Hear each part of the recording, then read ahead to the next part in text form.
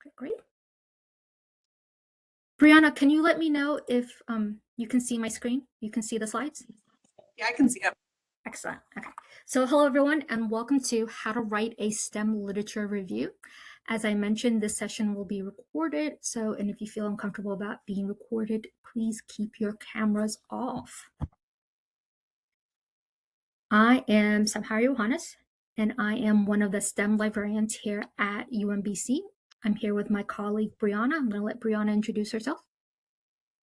Hi, everyone. My name is Brianna Hughes. I use she, her pronouns, and I am the other science librarian. Brianna is going to be managing chat, so feel free to put in questions throughout the session, or if you want to wait towards the end, that's cool too. But Brianna is going to be managing chat, so like I said, feel free. So we have a sense of who's in the room. Can you all just put in chat your department/major and what year you are?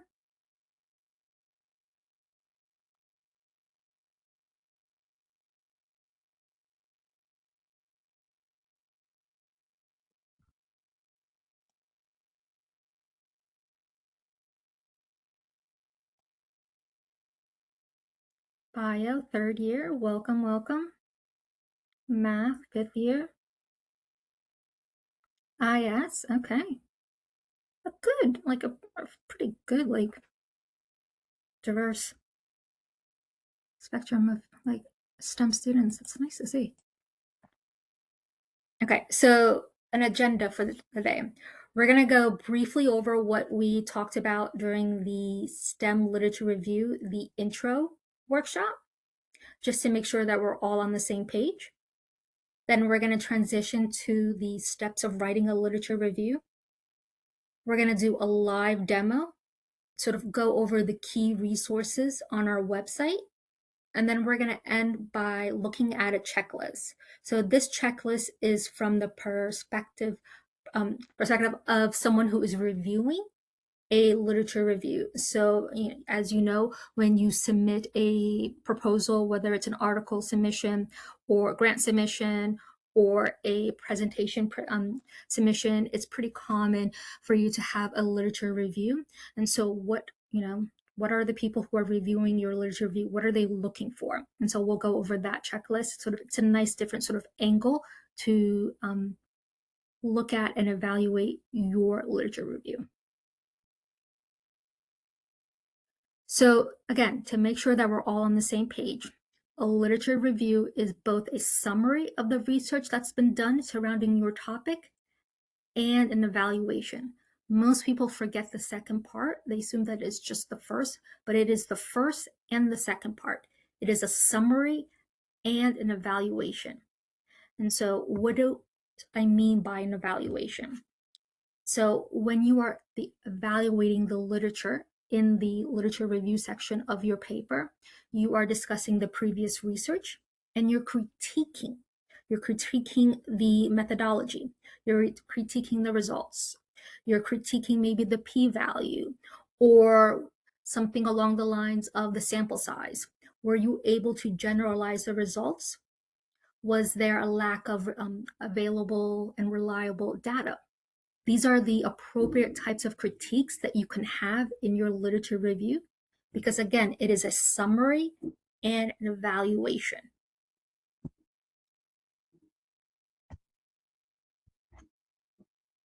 So why do you write a literature review?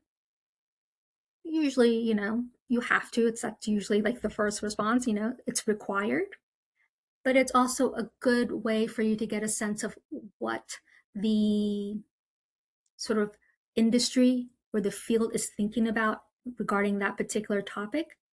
It's a good way for you to have a better understanding of your topic. And it's a great way for you to see where the gaps are in your topic. And so when you recognize where the gaps are, that's a good place for you to maybe think about. That's maybe a good place for you to do your research to fill in that gap.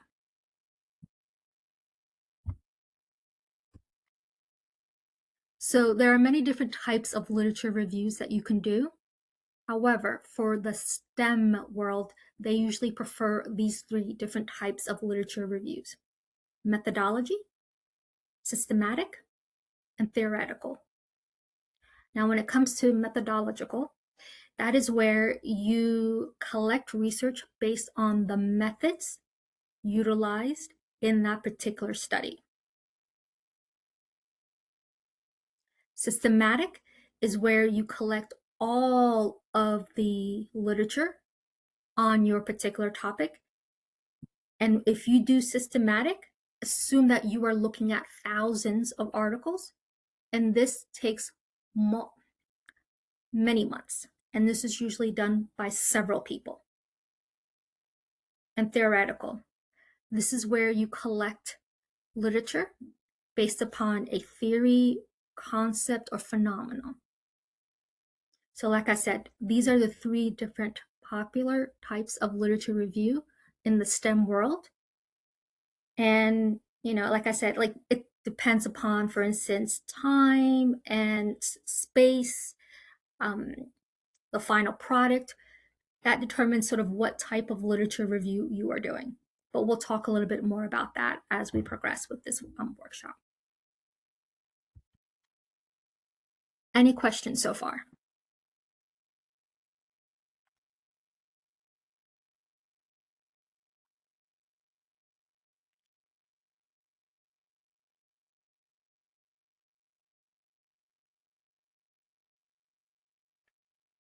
Okay, let's transition. So we have a good sense of, or at least we have a basic sense of, what is a literature review. We have a good sense of like, what are the three different types of literature reviews that we can do. Now let's talk about actually, putting together a literature review from start to finish. And so we'll go over this 9-step process. And so this is, something that Brianna and I kind of put together. It's, you can, maybe switch up the steps a little bit to your liking, but generally you're going to have to go through from step 1 to step 9. And so it involves making up a plan, selecting and refining your topic, searching the literature, evaluating the literature, taking notes, keeping up to date, stopping, organizing your literature in a way that makes sense, and then creating citations. And because everyone here is an upper level student, I'm assuming that most of you all are familiar with the different citation software. And we'll talk a little bit about that during step 9. Okay, so let's make a plan. As I said before, why are you writing a literature review? Is it required? Is it for a paper? Is it for a grant submission, an article submission? Is it for a poster submission for a conference? That determines what type of literature review that you are doing. And so how much space do you have? Do you have a page and a half? Do you have just a tiny little section on a poster? Or is it the entirety of the paper? And so when you are making a plan, it's a good idea, for instance, at least for me, I'm a visual person. And so I like to, sketch it out or, use a mind map to get a sense of like where I am in the process. What are maybe some of the key words? What are the resources? Just kind of like draw a map of where all my thoughts are. Some, like I said. Next, select the topic. This is probably one of the most, at least for me, joyful part of researching is where you just sort of get to like read and browse and get a sense of like what is your topic. And so a great way to do that is to pick up some of the key journals within your field and just go through the table of content. Do nothing more than just sort of read the titles of the article submissions, or go through a conference pamphlet of some of the key conferences in your discipline. And again, just read some of the submissions, some of the workshops titles, some of the, what's it called, poster submissions. Do nothing more than just read the titles, and that will give you a good sense of what are the major key questions that are being asked within your field. And so again, I just typed in a couple of keywords within the main search box of our website. And I'm just looking at the titles of the articles and doing nothing more. And this will, again, give me a good idea of what are the key questions being asked in my field.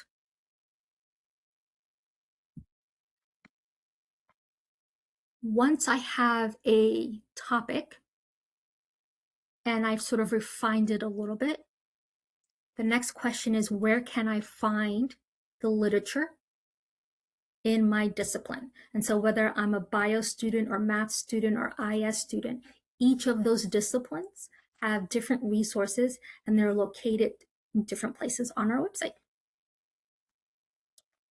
So when you are just starting off, and this is just for you when you start off, this is not where you do the majority of your research, but a good place just to get a sense of what are the big questions being asked within your field, to give you just a foundation of your topic.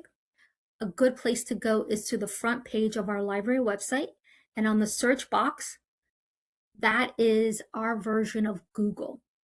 It searches our content looking for articles or books or images, etc. And so this will give you a good foundation.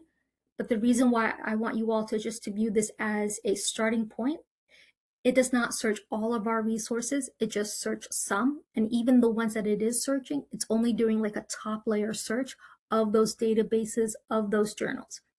And that is referred to as the Everything Catalog. So this is the big search box on our front page. So there's also the UMBC Library Catalog. This is where it's searching just UMBC content. I should explain that the Everything Catalog searches UMBC plus the 16 other schools that we are affiliated with. And then the UMBC Library Catalog is when you open up this tiny little sort of drop box over here and it'll say UMBC. This search is just UMBC Catalog, both our print and our electronic. But again, you want to view these two different catalogs. It's not searching everything. It's just doing a top layer search. And you want to view this though just as a starting point. For upper level students, which you all are in this room, you want to go to your individual databases and your individual journals. And so each discipline has its own sort of, key journals, key databases. And I'll show you when we go to the website where you can find your key databases in your key journals. In addition to the resources that we have on our website, there are also other places that you can find literature or find content that you can utilize for your literature review. And they are referred to as like gray literature, conference papers, data sets, patents, etc. And so when I mean, for instance, by gray literature, I'm talking about policy papers, internal working papers. I'm talking about, what's it called, government documents, etc. So depending upon your discipline, the gray material content is a little different. But this is content that you can include in your literature review. Okay, so we talked a little bit about where the literature is. The next question is, how do you actually search these various resources to locate literature from these databases, from these journals, etc. So there are 3 different popular ways to search for literature. Each way is, appropriate. You can use a combination of all 3, or you can just focus on one. It's whichever one you feel most comfortable with, but each are, appropriate. So the first way is where you actually write a search string in a search box. So each of your databases and each of your e-journals, so your journals are, available as online content, and those online content have a search box where you can search those journals or you can search those databases. And when you're searching, you can write these sort of like search strings. And so this is where you do a combination of writing the word and or putting things in quotes, etc. And this is referred to as, creating a search string. Here I have a handout, and I'm going to share these this workshop slide and the handouts that go with it. So with you guys, so don't worry about that. But there's a handout attached to this particular link that shows you all the different ways that you can sort of create a search string. So this is one way that you can retrieve literature from your various resources. It's a little complicated. The second way is referred to as reference or footnote tracking.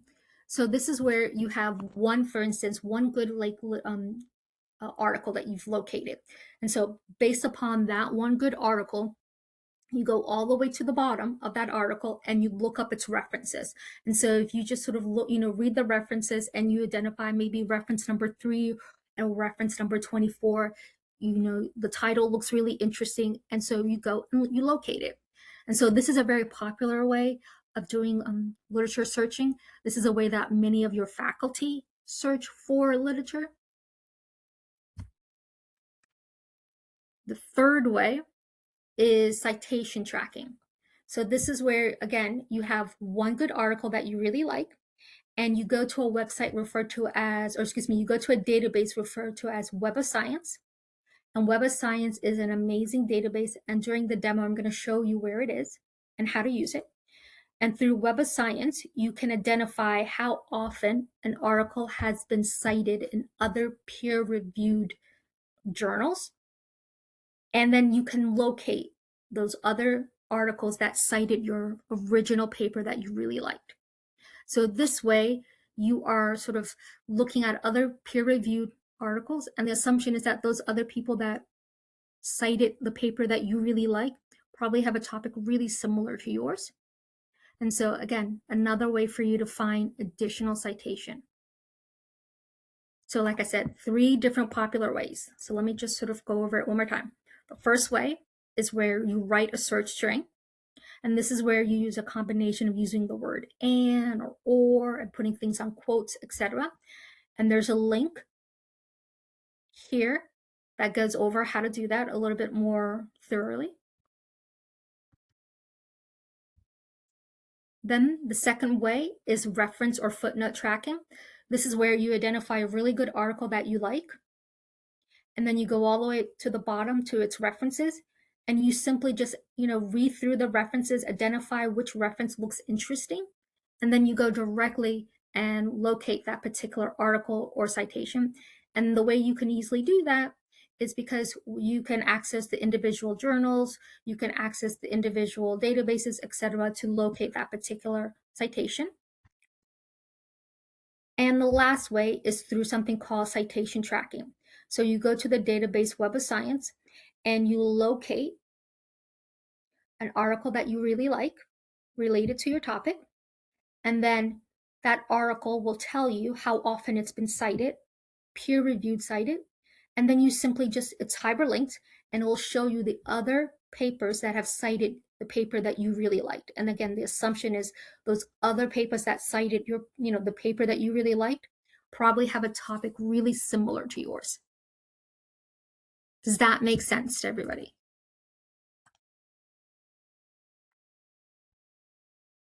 Thank you. I was going to mention, so we have an upcoming workshop that goes over in depth the different ways to search, the 3 different ways. So this was just like, very superficial, just really quickly, just maybe touching on it. But just know that there are 3 different ways. 3 different ways are, all appropriate. You can do a combination of all 3, or you can, just stick to one. Okay. And then the last way is to make an appointment with your subject librarian. So depending upon what your discipline is, you can make an appointment with Brianna or myself, and we can sort of guide you through the whole literature searching process. It's very common for both Brianna and I to work with students for over the same students over a long period of time. And so if you're just starting off with your, for instance, your dissertation, you're just starting off in your program and you want to get familiar with your key databases, you want to have a better sense of sort of how to navigate them, or building your literature review, feel free to make an appointment with Brianna or I. And again, we all, both Brianna and I are associated or affiliated with different disciplines. And so you'll see, for instance, if you're a math student, you're with me. If you're a bio student, you're with Brianna, et cetera, et cetera. But if you click on the link that Brianna is going to show you in chat, you'll see who, which disciplines we're affiliated with. Okay, so we know how, well, at least we know some of the popular ways to search these resources for our discipline. The next question is, how do you evaluate? How do you know which of these various, you've collected, you've identified the databases, you've put in the keywords, or, you have a collection of 100 citations, 100 articles. How do you know which ones to actually include in your literature review? Well, you have to use some discretion. You have to see, are they credible? Are they an article versus a review article? Or I should say a research article versus a review article. Do you all know the difference? The difference between a research paper versus a review paper.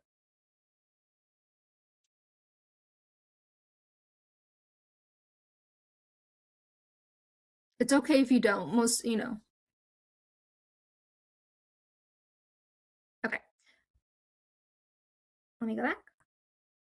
So when you are making a decision to determine which of these various articles to include in your literature review, and again, let's say you have maybe a stack of 100 articles and you don't know which ones to include. There's a lot of things that you need to determine your criteria, whether you want to include them or not. One good criteria is to determine, are those articles are they a research article or are they a review article? So a research article is the primary source. This is the original paper with the original data set, with the original images. This is the one that's coming out of the lab. This is referred to as primary source. A review article is someone else writing about your original research. That's considered to be secondary. If you are ever deciding between which of articles to include, always select the primary source. A review article is a great article to help you understand your topic, but that is not what you want to cite in your literature review section. Okay. And so again, other things to consider whether to include, or would be, for instance, think about the currency, think about the accuracy, think about the audience.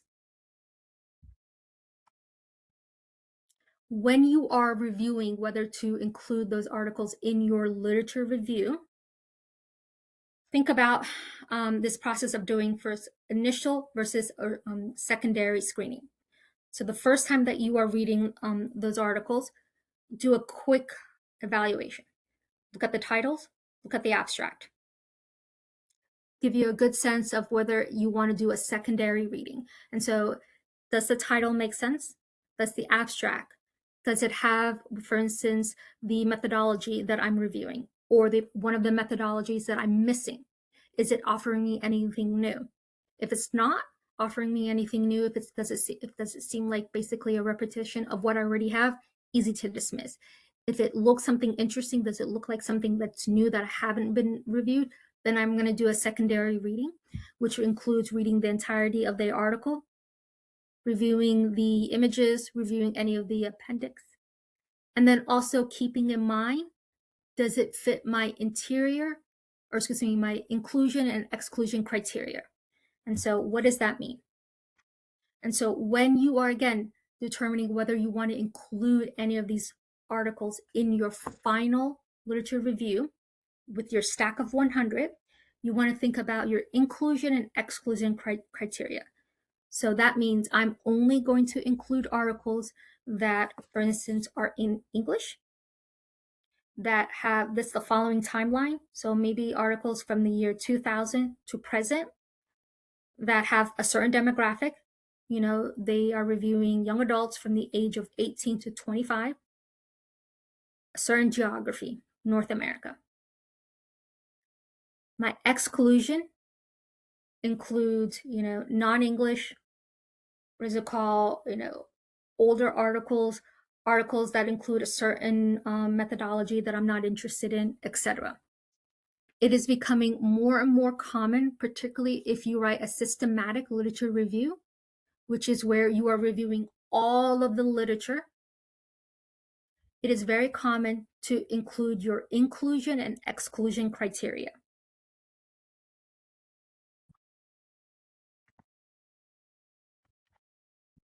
Okay, note taking. And so let's say that, again, you had that 100 stack of articles, and based upon your inclusion and exclusion criteria, you're able to reduce it to maybe 45 articles. You now have 45 articles, and you now to, like, you know, you have to do the reading. You have to start taking notes. And so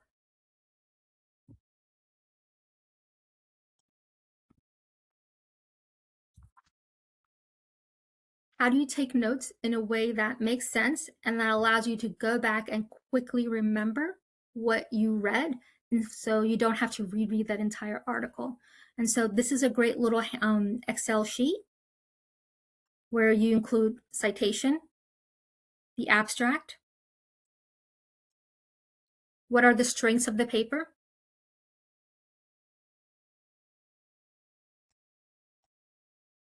overall, sort of determine whether it's the historical context, whether you want to include it or not, key points. And so you can change some of these categories. So, for instance, from strength to weaknesses, whether to include it or not, introduction, like note taking category differs depending upon, again, a little bit about depending on what you want included in your literature review.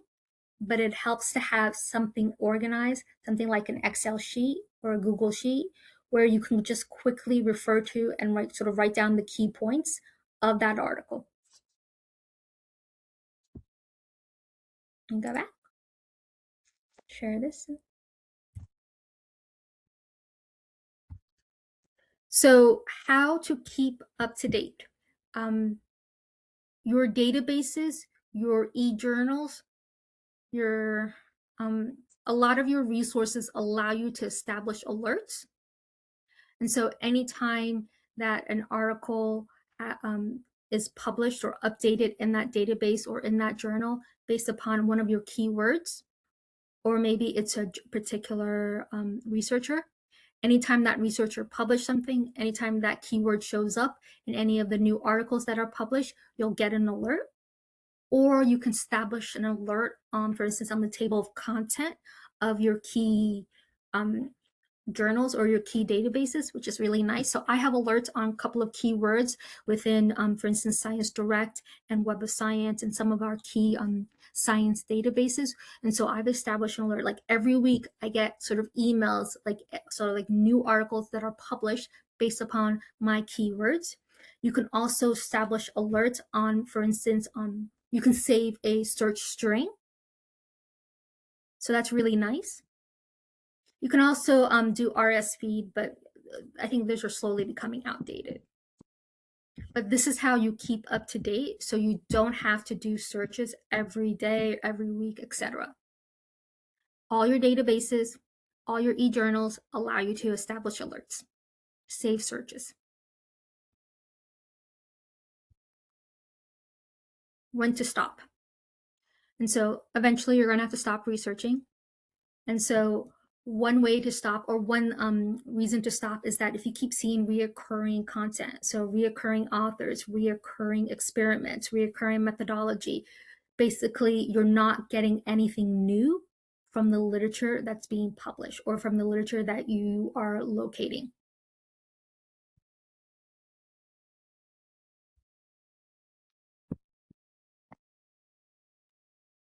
Okay, so again, from that 100 stack of articles that you were able to reduce to maybe around 45 based upon the inclusion and exclusion criteria, based upon other sort of evaluation criteria, maybe the timeliness, maybe the credibility, maybe the authors, etc. You were able to reduce it to 45 articles. You now have 45 articles, and you now need to, you've put it into, read them, and you've like done your various notes. You now need to sort of write your literature review, and you need to organize it in a way that makes sense for your readers. Your readers, whether they be the peer review bodies of various conferences, or journal board bodies, etc., they are accustomed to reading literature reviews organized in these three ways. And so each way is appropriate, pick whichever way you feel most comfortable with. But the three most common ways to organize your literature review are the following. So chronological, thematic, and methodological. So chronological means exactly what you think. You're going to organize your 4 to 5 citations from oldest to newest, or newest to oldest. That's pretty much it. A subfield of chronological is by trend. So that means, let's say that I have my 45 articles are from the year 2000 to current. And so I'm going to have each paragraph within my literature review the articles from the year 2000 by 5 years. So from 2000 to 2005, what were the key themes of the articles published within that date period? And then I'm going to look at the articles that were published from the year 2006 to 2010. And again, what were the key themes of those articles published, etc., etc. Thematic means that you're going to organize your literature review based upon, again, a topic or an issue or a phenomenon or a concept. And so that means paragraph 1 within my literature review will be based upon theme number 1 and all the articles that match theme number 1. And then paragraph number 2 will be theme number 2, and all the articles that discuss theme number 2 will be located there, etc., etc. And then methodology is where you organize the literature review based upon the methodology, or basically the methods that are being sort of discussed. So paragraph number 1 in the literature review will be all the articles that discuss method number 1. Paragraph number 2 will be all the articles that discuss method number 2, and then paragraph number 3 will be all of the articles that discuss method number 3. Does that make sense? Okay. Like I said, these are the 3 popular ways to organize a literature review. You want to make it easy for your reviewer. You want to make it easy for your professors. This is what they're accustomed to. So give them what they're accustomed to, basically. Any questions so far?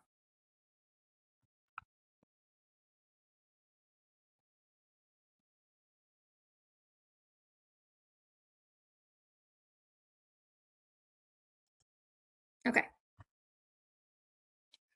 So to help you organize your 45 sort of articles that you are going to be reviewing, it really helps to utilize a citation software.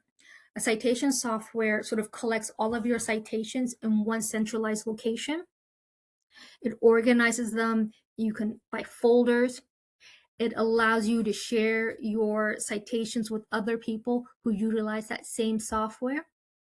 It also has a built-in relationship with Microsoft Office. And so you can quickly put together a citation or reference page in any citation style. and it allows you to do in-text citation. So when you are finally at the stage of where you're writing your literature review or putting together your dissertation, you can quickly do in-text citation and generate a works cited page. And so here at UMBC, we promote two citation software. They're referred to as Zotero and EndNote. Both of them do the exact same thing. What is it called? A lot, I would say it really depends on what your department prefers. And the reason why I say it depends upon what your department prefers is that the only way that you can share content is if that another person has the exact same, has access to the same software. So if everybody in my department is using Zotero, then if they want to share their folders with me, I need to also use Zotero. So that's why I say it's important for you all to know what your, for instance, your PI, what your lab mates, what your advisor is using. So then you can share folders with him or her. So is anybody using a citation software already?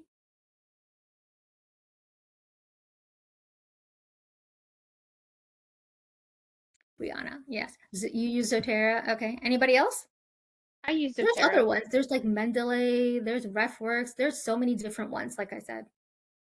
Somebody just started using Zotero. Yeah, like I said, they're great. They basically do the same thing. A lot of it's just about preference, but when you are a student, and particularly when you have an advisor, you have a board, you kind of beholden to whatever they use. And so I would say definitely know what your PI, what your advisor, what people in your discipline, in your department are using, because you're going to want to share paper file. Yeah, you're going to want to share folders, and they're going to want to share content with you too. Okay, so let's go and explore the library website and go over some of the key resources that I talked about. So you just have a better sense of sort of where to go, how to navigate, and look for the things that I mentioned. So I'm going to go to the library website. So welcome. We just recently did a bit of a facelift to our website. And so this is it.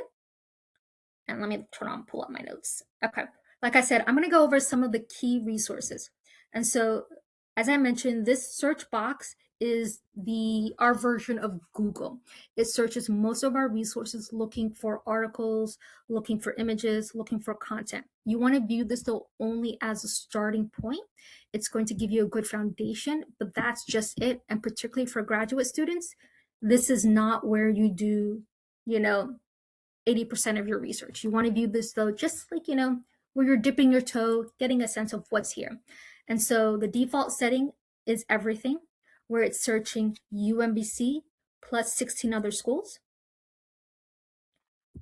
And then the other catalog is the UMBC library catalog, where this is searching UMBC, both the print and the online content. But again, both of these catalogs, they're not doing a complete search. They're doing kind of like a superficial search. But this is a good place for you to find articles. So for instance, if I type, I'm going to go back to one of my favorite, which is like mating selection and WAPs. So I'm going to type that in, and I'm going to search for the UMBC library catalog. Let's just see what we have. I'm going to hit search. I'm going to sign in, because this gives me access to all of the features that are available.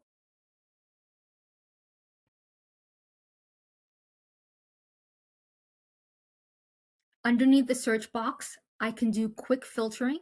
So I can indicate the fact that I'm only interested right now looking at books, articles, journals, etc. I'm going to select journals. And then on the left-hand side, depending upon your discipline, sometimes you may or may not want to check off peer-reviewed, but most of the time I'm going to say peer-reviewed. And I'm also maybe going to put in maybe the limiter of I'm only interested in articles that were published in the last,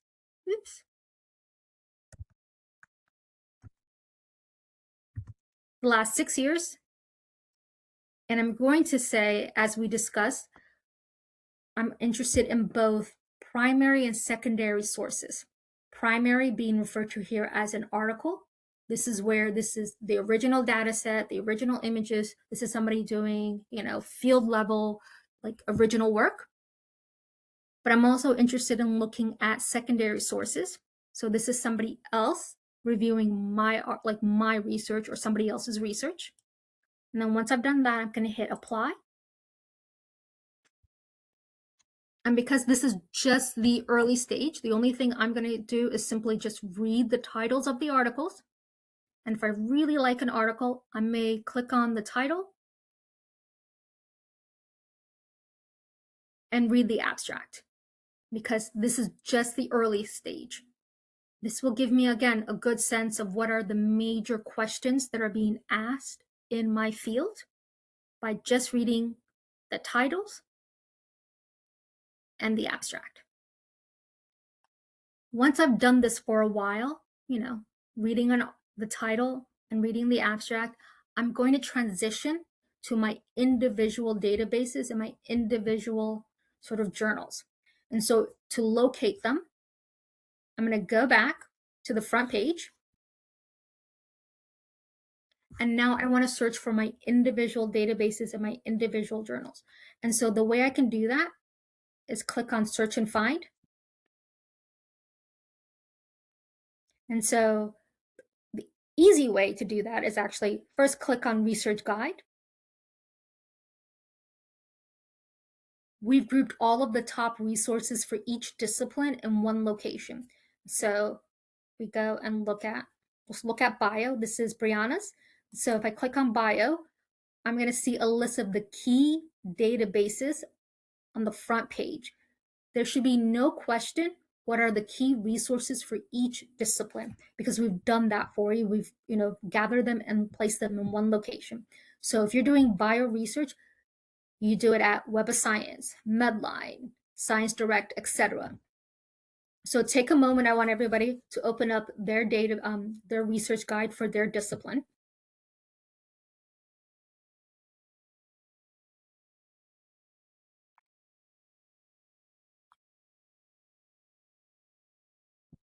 And as I mentioned, it opens up to your key resources.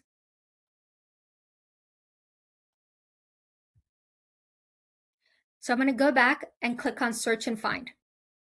And so research guide is where we have the most popular resources for each discipline. However, that's not where we have all of the resources for each discipline. We can't put all of the databases and all of the journals and all of the images and all of the links in your research guide, just because then your research guide would be overwhelming and it'll just be full of links. And so if you want to locate all of the databases related to your discipline, click on databases.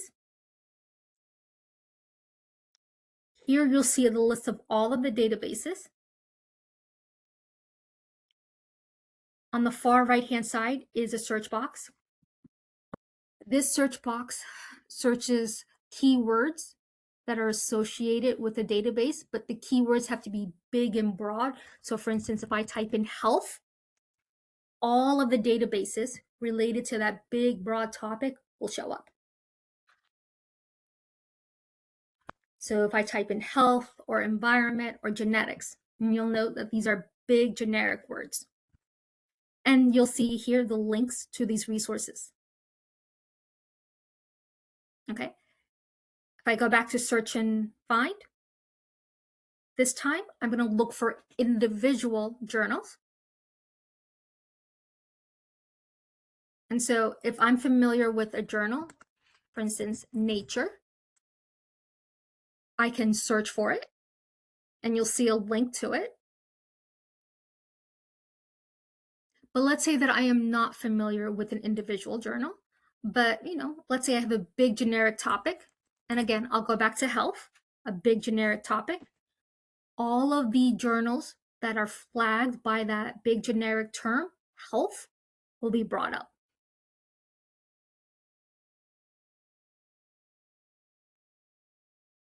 So just to reiterate, we went to search and find. Research guide is where I can find the most popular resources related to my discipline. But if I want to find all of the journals and all of the databases related to my discipline, I can simply do a big generic search in the search box under journal or under database. Okay. One of the key resources that I want us to look at, and you're going to find it, I think, in all of your research guide, is a database called Web of Science. So I'm going to click on databases, and I'm going to search for the database called Web of Science.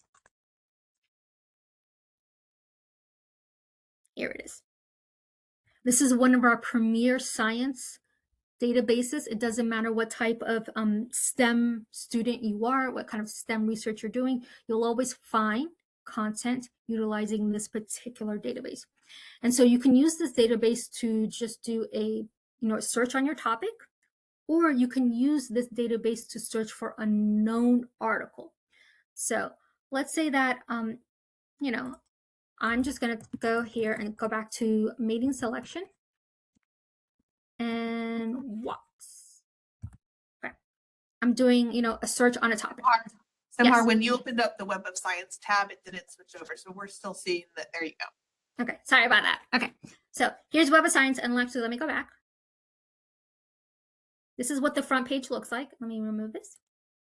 It's like I said, one of our key resources. Doesn't matter what type of STEM student you are, you're going to be using this pretty much. And you can use it to search for a topic, or you can use it to search for a known article. So for instance, if you know of an article, a science article, you can copy and paste the title here within the search box and click search. Okay. And so you'll see the option here to various ways to filter. And again, under document type, you'll see article versus a review article. But let me identify one article that's been cited a lot. So let's say that this is the article that I really like. Actually, no, I want a better article. Just stick here. Let's say this is the article I really like. This article has been cited in peer-reviewed journals 3 times. I know this because the number here, 3.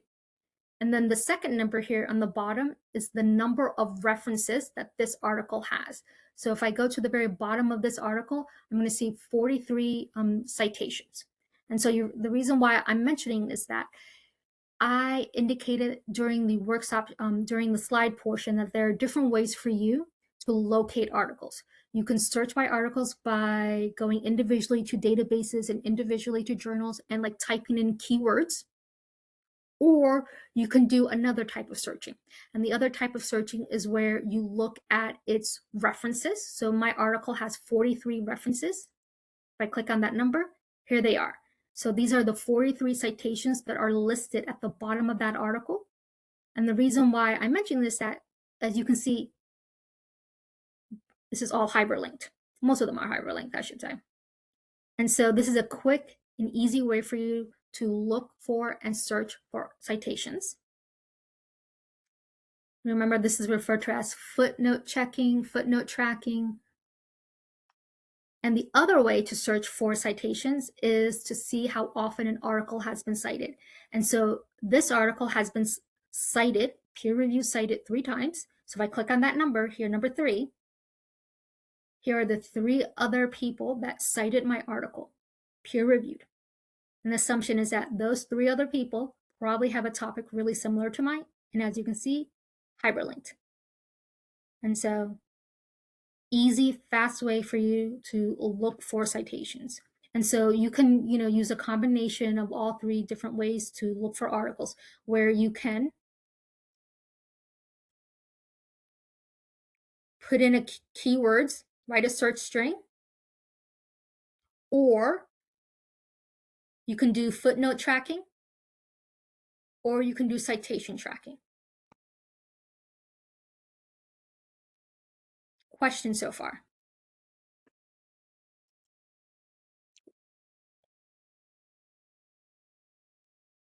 As I mentioned, Web of Science is just an amazing resource.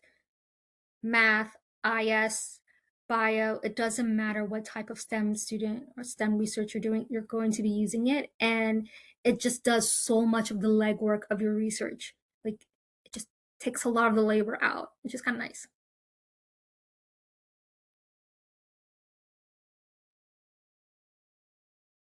Okay. And the last thing I wanted to mention here is that, as I said before, your resources, your databases, and your journals allow you to establish alerts. So, for instance, here I am at Web of Science. And if I want to establish an alert on, for instance, my keywords or my search string, I can easily do that by here. You know, the language differs from resource to resource, but it's something along the lines of like create an alert. And in order to establish an alert, let's see, does it remember my password?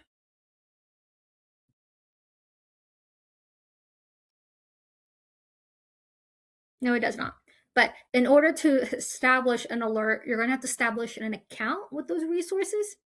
And once you've established an account, then you can create alerts on keywords. You can create alerts on the table of contents in a journal. So every time a new issue has been published, you can get an alert on the table of content, etc.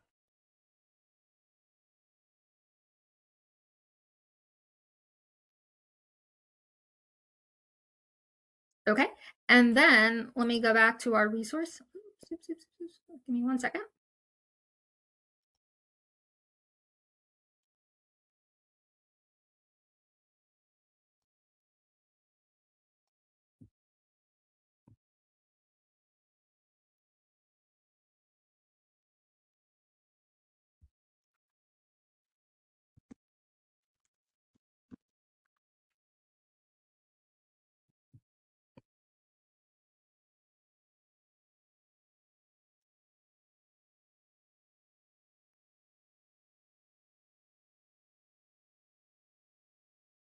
The last thing I wanted to show you is the checklist. So this is a checklist from the perspective of somebody reviewing your literature review. It's just kind of a nice way to kind of change your perspective.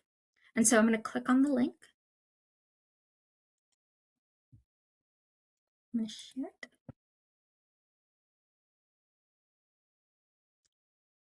And so this is referred to as the checklist for analyzing a literature review. And so it goes over each section and what a reviewer is looking for. And so the introduction, how you organize and write your review, the presentation of studies, evidence of analysis, and then last, the conclusion. And so if I go up, for instance, the introduction, what is someone looking for when they're reviewing your, thank you, Brianna, reviewing your introduction. So they're looking for, is the purpose clearly stated? Are they familiar with the terminology? How is it organized? Again, remember, you want to make this easy for your reviewer. You want to make this easy for whoever is evaluating your literature review. They are accustomed to certain types of literature reviews, you know, whether how they're organized and what type of literature review you're doing. So are you doing a systematic literature review? Are you doing a theoretical literature review? And then how are you organizing it? That matters. Do you have headings? Do you have good transition? How are you presenting each study? Pay attention where it says evidence of analysis. Does the author go beyond summarizing the studies? Is there evidence of analysis, critique? And again, how do you critique an article? You indicate the fact that, for instance, you talk about their sample size. You talk about the p-value. Are you able to generalize the results, you know, et cetera, et cetera. And then last, the conclusion.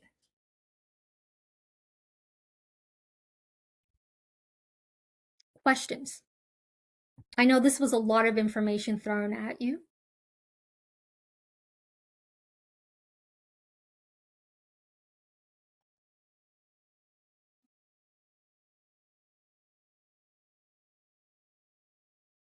Okay, so as I mentioned, both Brianna and I are available to work with you all. Kind of again, get you guys more familiar with our resources, sort of talk you through the literature review process, specifically when it comes to your particular topic. We work with students, the same students, over a long period of time. It's very normal. Both Brianna and I will put our emails in chat. So the last thing I just want to show you all, or ask you all to do on our behalf, is to complete this survey. And I'm going to put the link to the survey. Share this survey. I'm going to put the link. There it is. In chat, or maybe Brianna did. I'm not sure. Brianna, did you do it? No, let me do it. Yeah, I did it already. Oh, thank you. Thank you. But yeah, like I said, this is a lot of content. It's all right to feel overwhelmed when it comes to writing a literature review. This is hard. Like, writing a literature review is hard. So it's okay to feel overwhelmed. It's okay to feel, slightly breathed when it comes to your topic or it comes to putting this together. But, whether it's Brianna or myself or other members of the UMBC community, your faculty, your advisors, we're here to sort of walk you through the process. So tomorrow I will be sharing a copy of the slides and a copy of the recording and the handouts that are linked to this presentation. Yeah. And that is it for me. I'm going to hit stop recording. I'm going to stop.